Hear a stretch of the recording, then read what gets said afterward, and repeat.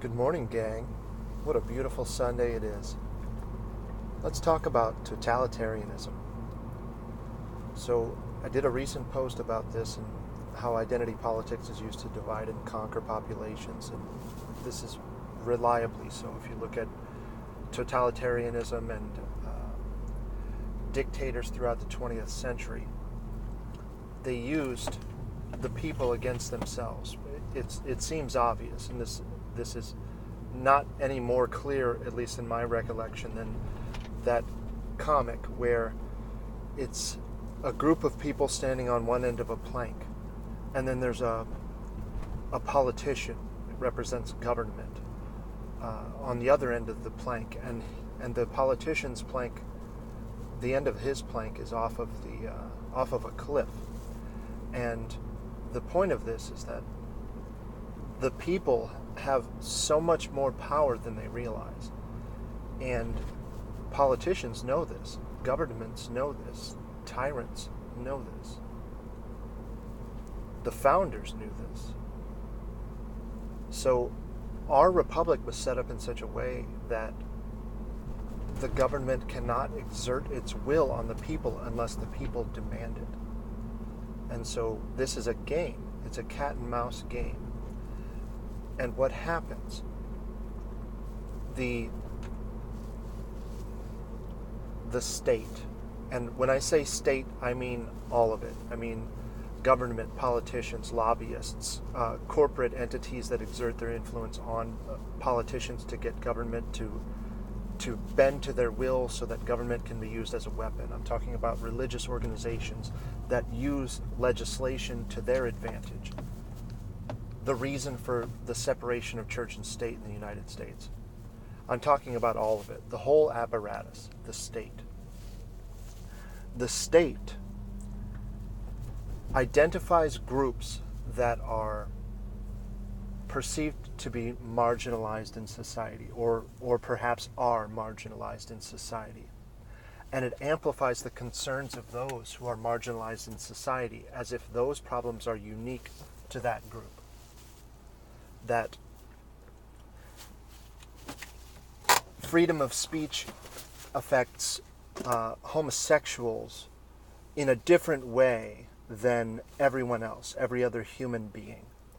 And then the group, the category homosexual, can be used as a weapon with which to divide the population. So now, human is no longer the category. Citizen is no longer the category. American is no longer the category. Now there are two categories, homosexual citizen and citizen. And this happens with blacks, whites, Asians, Hispanics, Jews, Christians, Buddhists, Muslims, Hindus, the poor, the rich, the haves, the have-nots. Infinitely fractal. And it would be my goal as a totalitarian dictator to convince people that I am the only solution to this problem. I am the only one who can offer you respite from this marginalization you're facing. I am the answer. The state is the answer. Give me your power, and I will use that power for good. I ask only that you kneel. And so this was the case with Hitler's National Socialist Party. This was the case in Soviet Russia. This was the case in Mussolini's Italy. This was the case. All totalitarian dictators have to first divide the population and turn them against themselves. Because, to use the United States as an example, we have somewhere between 320 and 350 million Americans. There are less than 500 people who are active politicians in D.C. How is it that these people can control a population of this size? We have to voluntarily comply. This is what the IRS relies on, voluntary compliance. I don't believe enough states ratified the amendment that authorized the income tax in the United States. And the tax code states that voluntary compliance is the means by which they extract wealth from the population. A direct tax, I believe, is unconstitutional. So, Hitler's National Socialist Party, this was a combination of the identity politics of nationalism, the original German people, the Deutschland people, the motherland, let's say, this particular nation of people, a combination of that aspect of identity politics coupled with ethnic identity politics. So we are Germans first. Second, we want only a particular ethnicity of German. So this is two separate aspects of identity politics merged into one movement. It's not as simple as racism. It's not as simple as ethnic superiority. It's not as simple as a religious conquest. It's not as simple as nationalism. It's a combination of multiple angles, I guess you could say, of identity politics. So this is the game. We already know the game that's being played if we take a cursory glance at history. We are driven into camps, and then the puppet masters are using those camps to weaken the population so that now the population demands that its rights be taken away. I want that guy shut up. He's saying something I don't like. He's evil. He's X, Y, and Z. He shouldn't be allowed to speak. Very well. That's an excellent solution. No more speech. But wait. This is the Little Mermaid story. She sacrifices her voice to get what she wants. Gets what she wants, realizes that what she gave up to get what she wanted was necessary for what she wanted. It's the devil's bargain. It's Paradise Lost. It's the same story over and over. So we know what's happening, and we see what's happening in real time. And you have what seems like a minority of people saying, look, don't you guys see what's happening here? We're being herded toward a cliff. We're being driven into a civil war. How do we solve this? Well, we stop paying homage to identity groups. We stop paying respect to specific groups that are assigned, specific categories that are assigned, that we're lumped into. You're a Hispanic American. No, you're not. You're in the same club everyone else is in. You are a human being just like I am. Well, you're a Republican, I'm a Democrat. No, we are citizens. The enemy is not at this level of analysis. The enemy, the person who seeks to restrict our freedom, to restrict our liberty, to absolve us of our rights, is upward, not laterally. We're fighting a horizontal battle based on emotional propaganda, instead of just looking up for a moment and seeing, wait a minute, I'm standing on the same ground at the same level as all of these other people, and yet I've been convinced somehow that he and I are different, that she and I are different, and that our differences create us. That it's not the similarities that are important. This is a dumb way to say this. I haven't thought this all the way out, but each of us is unique, obviously. And so how do we protect that uniqueness? How do we protect each of us? Well, you start at the logical conclusion of identity politics. If I say Hispanic women aren't getting a fair shake in this society, okay. Now I've just created a group, Hispanic women. That group can be divided into those who identify as women and those who are biological women. I've subdivided it once again. Now I can divide that into married or single. I've subdivided both of those categories again. So now I have 8 categories within the group Hispanic women.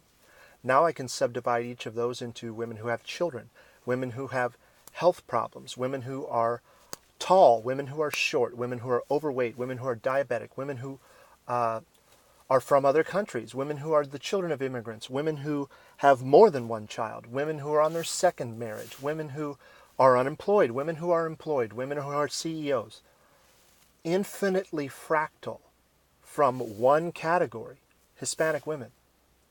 So I lump all that back together, right? This group, Hispanic women. And I say, well, how do I prevent this fracturing of this identity group? Well, maybe I just don't make the identity group at all. Because if I continually fractal, I get to the trans, Latina, mother of four who's divorced and with her second husband, who rents an apartment in uptown New York and takes the subway. Okay, that's the individual, let's say. This woman's name is Marta. This is the individual. What if I endeavor to protect Marta's rights as opposed to the rights of this gigantic, arbitrarily assigned category to which Marta has been assigned, I suppose? So, endeavor to protect Marta. How do I do that? Okay, I'm going to design a society. I'm going to design a judicial branch, an executive branch, a legislative branch that cannot supersede Marta's rights. Marta is supreme in this society, and everyone like Marta, all other human beings in this society are equal.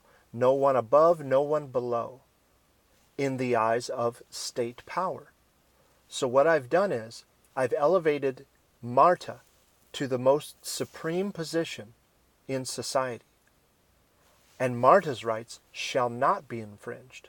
Marta can say whatever she likes. Marta can do whatever she likes. Marta has the right to self-defense. Marta can vote. Marta can voice grievances. Marta can pray as she likes, worship as she likes. She can be a journalist and has freedom of the press. She can do whatever the fuck she wants, so long as she does not interfere on Jim's rights. Let's say Jim has the same rights Marta has, and they can both go through the world doing whatever it is that they want, as long as they don't impede the rights of one another. This is the fundamental principle for Western society. This republic that we inherited from people who literally fought to the death for us to be able to sit here and do whatever it is that we are doing. Identity politics is the opposite of freedom. Identity politics is what allows the few to control the many. Identity politics is what makes people hate themselves. Identity politics is the opposite of what, this is my opinion, what we all want to see. A unified world where there is one category, human. I think everyone wants that, because not only does it make sense logically, it feels right. So it appeals to both right and left brain. I think that's the Aristotelian mean. That's the goal we're all driving toward, in my opinion, once again. Because the right side of my brain says follow the heart. Follow what feels right. What gives me the greatest emotional satisfaction. What causes me to feel meaning. And that's it. Unification. And I look at the analytical side of the brain, and the analytical side of the brain says, whoa. We can't collapse this structure too quickly. We have to preserve some semblance of order. We can't say that everyone is supreme all at once, and we can't accept that all of our differences collapse at the same time, because this is chaos. And this side of my brain fears chaos. This is the fear detection. This fears not knowing what the threat is. So the median there, the corpus callosum that connects these hemispheres of the brain, is screaming and saying, look, I have the fucking solution for you guys. And neither side will listen. Identity politics resulted in the deaths of more than 100 million people in the 20th century. And what is happening right now is the injection of identity politics into America. Venezuela, Cambodia, Vietnam, the Soviet Union, everywhere socialism is tried, Everywhere identity politics manifests itself, people die. People starve to death. People see their family members wither away to nothing. People turn against their brothers. People murder their family members. People blow the heads off of children and force people into chambers where they're gassed to death. This is the result of identity politics.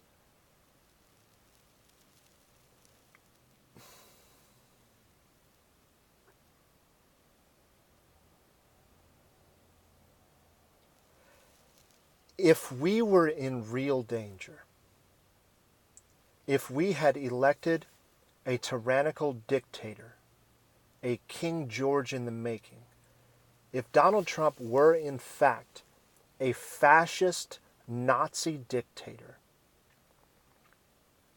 wouldn't the rational thinkers agree? Wouldn't it be someone other than emotionally charged college kids and beta males out protesting this election? Hello, Crystal. Martini Ghost. Hello, guys. Sorry, I get wrapped up. If we had elected Hitler, don't you think that more people would agree that we had elected Hitler? Don't you think that it would be more than just those emotional children out screaming about it? I have to imagine that I'm not insane as all of us imagine. We are the most sane person in the room.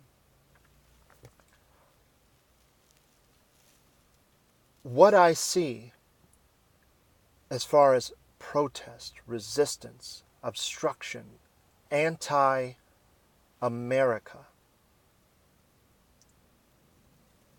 I see this only coming from intuitive, emotional thinkers.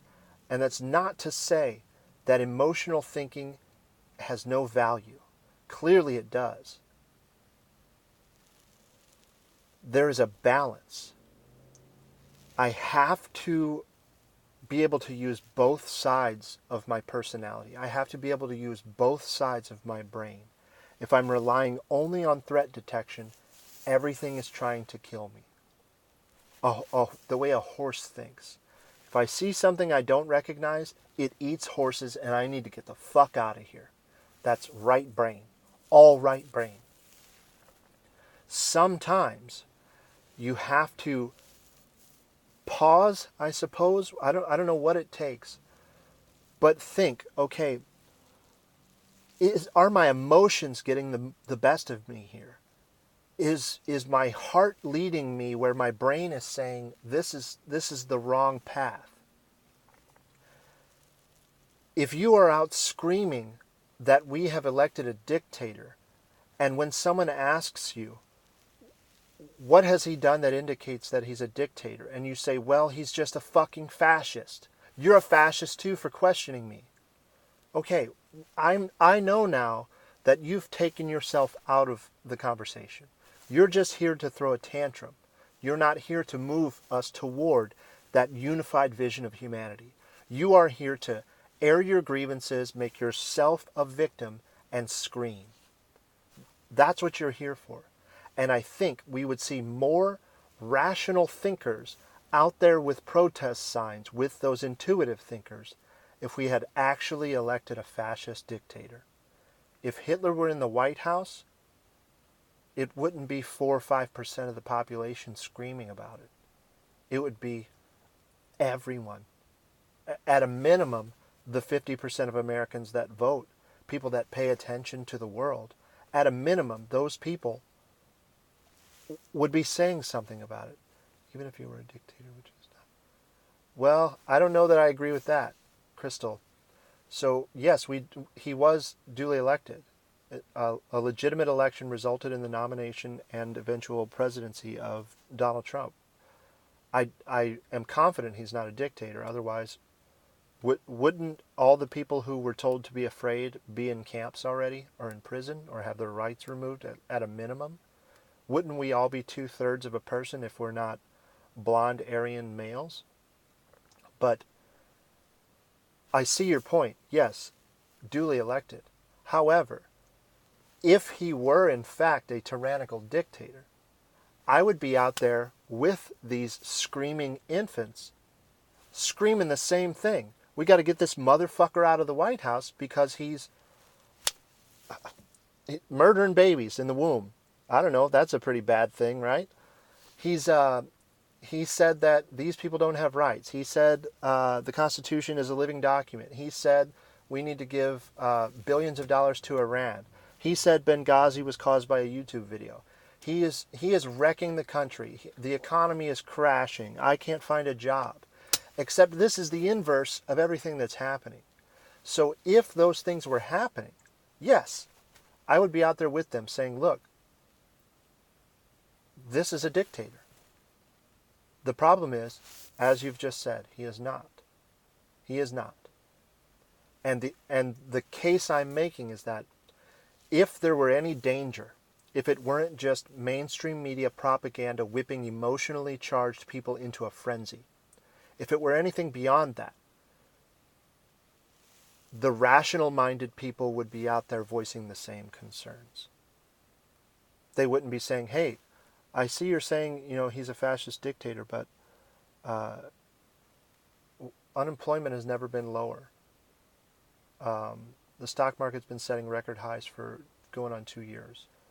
He ended the Korean War. He's renegotiated trade deals with China, Canada, Mexico, soon to be South Korea. If that wasn't signed last week, I could be missing that.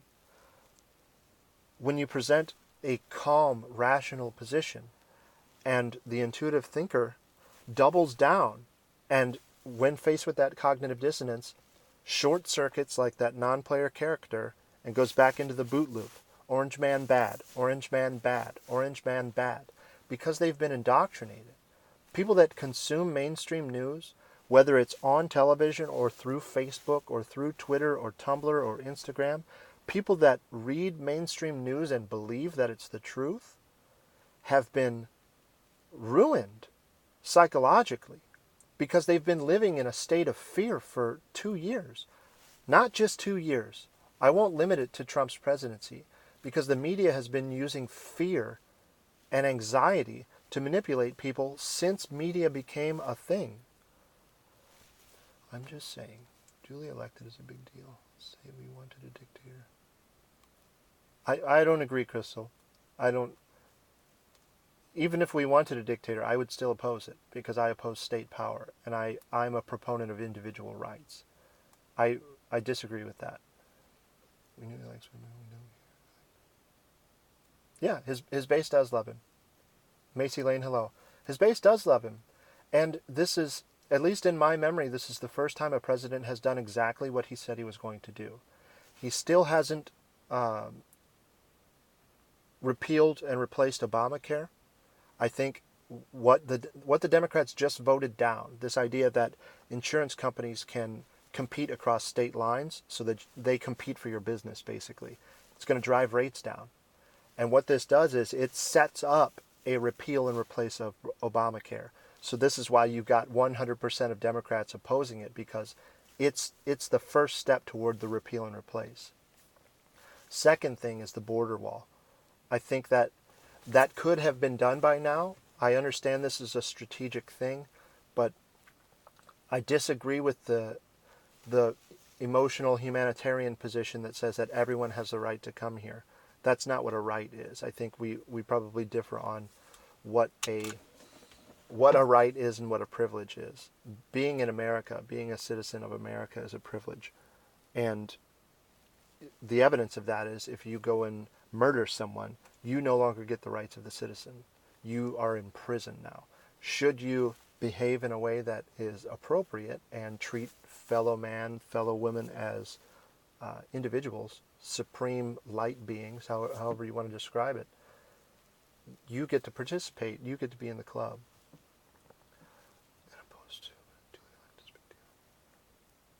Well, I don't doubt that you have a different perspective. I would not support the election of a dictator, even if the majority wanted a dictator. That's the whole principle here in the West, and this is what I'm most familiar with. So point taken.